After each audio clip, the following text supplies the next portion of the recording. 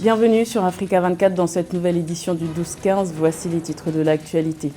Les Seychelles demeurent en 2022 le pays africain où l'indice de corruption est le plus bas selon Transparency International pour la 4e année consécutive. Alors, quelle est la recette du succès de cet archipel? Élément de réponse dans cette édition. La Côte d'Ivoire se dote d'un plan national de développement évalué à 59 000 milliards de francs CFA sur la période 2021-2025. Objectif affiché par les autorités, aller encore plus loin dans l'inclusion sociale grâce à de nombreuses réformes structurelles engagées. Et transformer l'air en eau grâce à une machine, c'est le défi que s'est lancé la jeune start-up tunisienne Cumulus, une invention qui revêt une importance capitale dans ce pays où les pénuries d'or bleu sont devenues quotidiennes. Mais tout d'abord, suspicion de corruption à Madagascar. L'ancien président du Sénat, Rivo Rakotovao, a été convoqué ce lundi par le Bureau indépendant de lutte anticorruption, Bianco, concernant des faits de malversation qui remontent à 2019 lorsqu'il était à la tête de la Chambre haute. L'audition de l'actuel président du parti, HVM, parti de l'ex-président, pour corruption, détournement de deniers publics et abus de fonction a duré plus de 3 heures. Notons que c'est la première fois qu'un chef d'institution fait l'objet d'une telle enquête dans le pays. Les Seychelles ont apparemment trouvé la méthode pour lutter contre la corruption. Le pays est considéré par Transparency International comme l'État le moins corrompu d'Afrique pour la 4e année consécutive. Alors, quelle est la recette de ce succès? Élément de réponse avec Nathalie Mo. Pour la 4e année consécutive, les Seychelles ont l'indice de perception de la corruption le moins élevé du continent africain en 2022. Des observateurs mettent cette performance à l'actif de la commission anticorruption créée en 2017. Cette instance a multiplié les procédures judiciaires contre des personnalités publiques accusées de corruption. L'affaire du détournement de 50 millions de dollars, dans laquelle l'ancienne première dame des Seychelles, Sarah René, est impliquée, est l'une de celles qui défraie la chronique dans le pays. Une nouvelle institution, il y a une nouvelle loi. Si vous regardez en 2016, l'un de nos plans importants est d'examiner l'application de la loi dans le secteur public. Nous nous pencherons également sur la consolidation de la déclaration de patrimoine, une responsabilité confiée à notre institution en avril 2021. Bientôt, de nouvelles affaires seront portées devant les tribunaux. Et l'air où voit l'offense qui n'est arrivée. La loi anticorruption des Seychelles, adoptée en 2016, confère le pouvoir à la commission de lutte contre ce fléau, de prévention, mais aussi d'instruction des dossiers soumis à la juridiction pénale. Sur le plan de la prévention, des programmes scolaires sont mis en place pour sensibiliser les Seychellois contre la corruption dès la base. Grâce à nos programmes d'éducation, les gens sont de plus en plus conscients de ce que constitue une pratique de corruption et ils nous les signalent après les séances. Il faudra du temps pour éliminer la corruption dans le pays, mais un travail que nous continuons d'évaluer en révisant nos statistiques à la fin de l'année. La prévention est la partie la plus importante de notre travail et contribuera à réduire les cas à terme. Les Seychelles, soupçonnées d'abriter des paradis fiscaux, ont ratifié des instruments juridiques pour lutter contre l'enrichissement illicite et le blanchiment d'argent dès 2006. La commission anticorruption de l'État insulaire est placée sous le contrôle du groupe de lutte contre le blanchiment d'argent en Afrique orientale et australe. Créer un cadre macroéconomique solide et maîtriser l'inflation, c'est l'objectif visé par les autorités ivoiriennes en instaurant un plan national de développement sur la période 2021-2025. Une initiative évaluée à 59 000 milliards de francs CFA pour soutenir les nombreuses réformes structurelles engagées. Plus de détails avec Philomène Tine. Le plan national de développement PND 2021-2025 de la Côte d'Ivoire est évalué à 59 000 milliards de francs CFA. Ce programme permettra la mise en œuvre de grands projets dans les secteurs des infrastructures, de la sécurité, du transport, de l'économie numérique, des mines, de l'énergie, des hydrocarbures, de l'industrie, de l'agro-industrie, de l'amélioration du cadre de vie et de l'environnement, du tourisme et des secteurs sociaux de base. Sa portée est la mise en œuvre d'une transformation socio-économique profonde et durable à travers le pays. Le financement du plan national de développement 2021-2025 est axé sur une stratégie de mobilisation interne et externe des ressources. La transformation structurelle de l'économie ivoirienne doit alors être basée sur des opportunités de diversification générant des emplois et des valeurs ajoutées additionnelles différentes de celles de la structure économique ivoirienne actuelle, si l'on se réfère aux 6 piliers de ce plan national de développement. Selon les autorités ivoiriennes, la promotion du secteur industriel est nécessaire pour bien mener cet ambitieux programme. À cet effet, l'exécutif s'engage à mieux booster la transformation structurelle de l'économie qui s'appuie sur l'industrialisation durant les 2 prochaines années en Côte d'Ivoire. On voit alors la nécessité de développer et stimuler le secteur privé en vue de son financement. Un secteur privé dynamique est un puissant moteur de création d'emplois et l'un des fondements d'une croissance économique durable, c'est également un vecteur d'innovation et de réduction de pauvreté.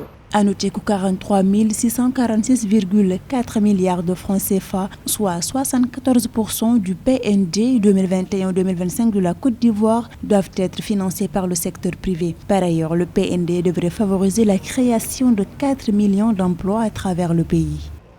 Rien ne se perd, rien ne se crée, tout se transforme. Cette célèbre phrase résume à la perfection le défi de Cumulus, une jeune start-up tunisienne qui ambitionne de lutter contre la pénurie d'eau en recueillant l'humidité contenue dans l'air pour la transformer en eau potable, le tout à l'aide d'une machine qui fonctionne à l'énergie solaire, une invention que nous détaille Zara Mohamed Moutiou. Cumulus, une start-up franco-tunisienne, a conçu cette machine capable de transformer l'air en eau potable. L'enjeu est de taille. Il s'agit d'apporter une réponse aux pénuries d'eau en Tunisie. Le pays fait face au changement climatique et les ressources en eau souterraine pourraient diminuer de près de 30% et les eaux de surface de 10% d'ici à 2050. Cette machine s'appelle Cumulus. Son but est de rendre l'eau potable à partir de l'énergie solaire et de l'air. Le concept est de reproduire le phénomène de la rosée du matin. On voit que l'air entre par ici et passe à travers le premier filtre à air pour le nettoyer des polluants. Il va ensuite dans la machine pour refroidir l'eau. Donc on reproduit la rosée. La machine de Cumulus a été installée dans cette école qui peine à avoir de l'eau. L'appareil est perçu comme une solution non seulement pour l'établissement, mais aussi et à plus grande échelle pour les régions du monde les plus arides. Nous avons une grande pénurie d'eau dans le monde arabe. 12 des 17 pays les plus pauvres en eau au monde se trouvent dans le monde arabe. La rareté de l'eau et l'épuisement des eaux souterraines augmentent en raison du changement climatique. Cette machine peut faire le changement car elle peut produire de l'eau à partir de l'air au Maroc, en Algérie, en Tunisie et en Arabie Saoudite. Elle peut produire de l'eau à partir de l'humidité de l'air. C'est donc une des solutions au problème de la pénurie d'eau dont nous souffrons.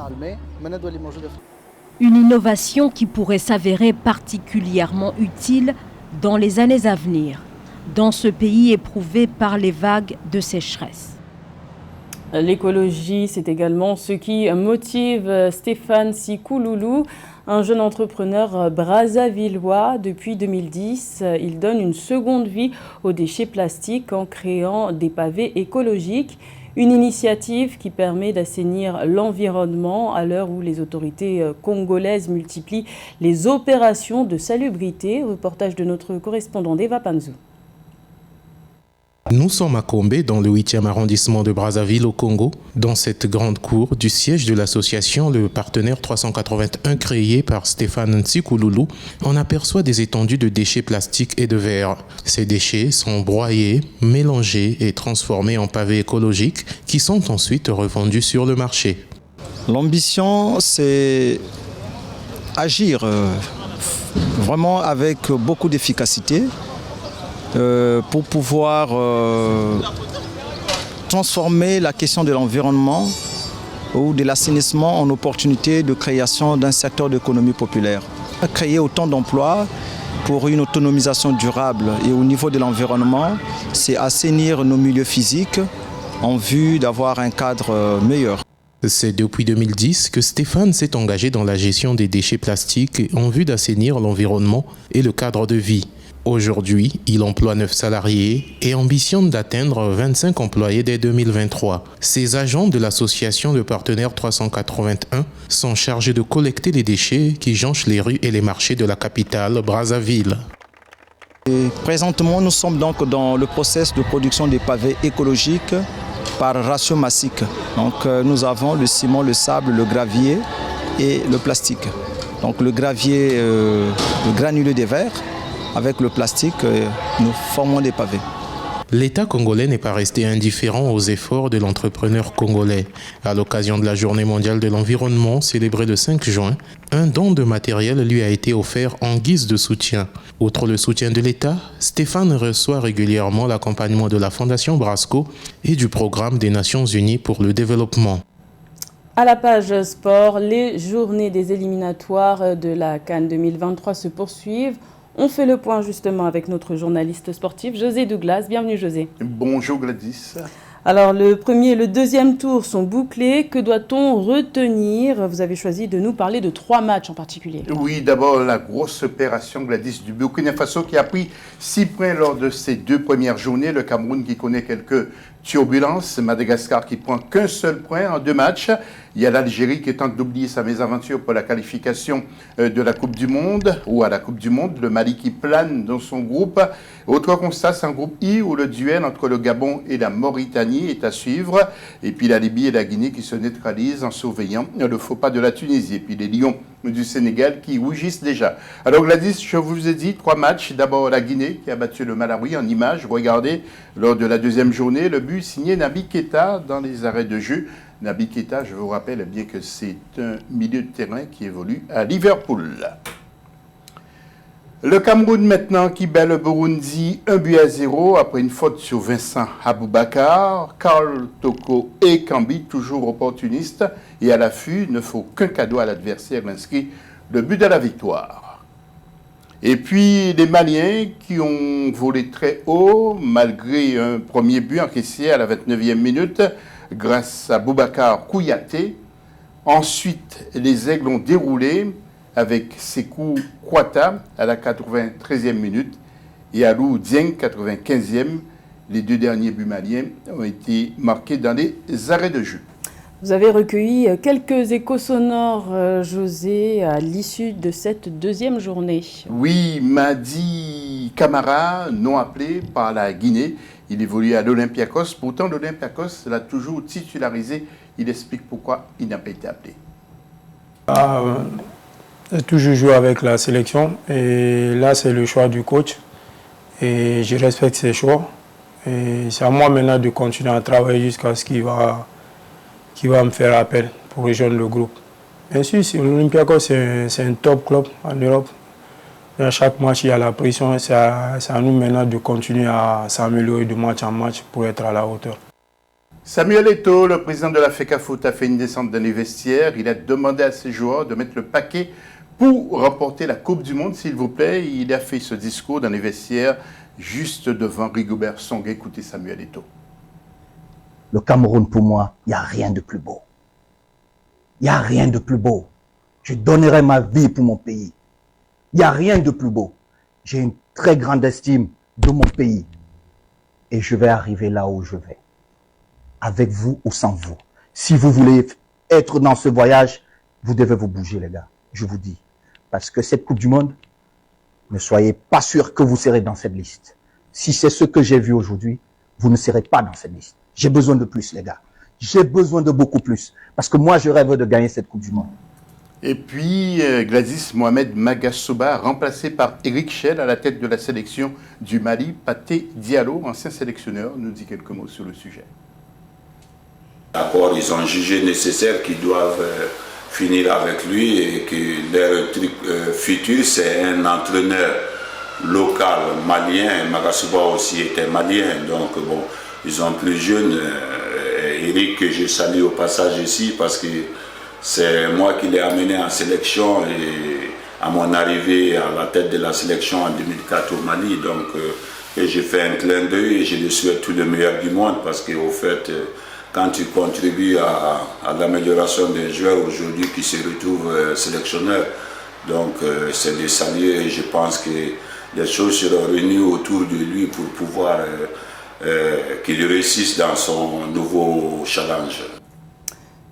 Coup d'œil à présent sur le classement de chaque groupe après cette deuxième journée, José. Exactement, Gladys. Alors, sachez qu'en groupe A, ils ont joué ce lundi 13 avec le Maroc qui bat le Libéria 2-0. En groupe A, Sierra Leone fait match nul avec Guinée-Bissau 2 partout et Sao Tomé a été écrasé par le Nigeria 10-0. Alors, au classement, Gladys, comme vous l'avez dit, en groupe A, Nigeria est seul en tête avec 6 points. Nous enchaînons avec le groupe B, où le Burkina Faso est seul leader après 2 journées. En C, le Cameroun devant le Burundi. En groupe D, eh bien, les 4 équipes se tiennent dans un mouchoir. Éthiopie, Malawi, Guinée, Égypte.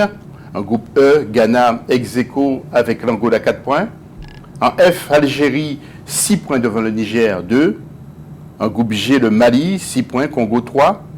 En groupe H maintenant, Côte d'Ivoire 4 points et Zambie 3. En J, Mauritanie et Gabon ex-aequo 4 points. En J, Tunisie 4, Guinée équatoriale et Libye ex-aequo 3 points. En K, le Maroc 6 points. En L, Sénégal seul en tête devant le Mozambique. La 3e et la 4e auront lieu le 19 et le 27 septembre. Merci José pour toutes ces précisions. C'était le journal de la rédaction. Merci de l'avoir suivi. L'information continue sur Africa 24.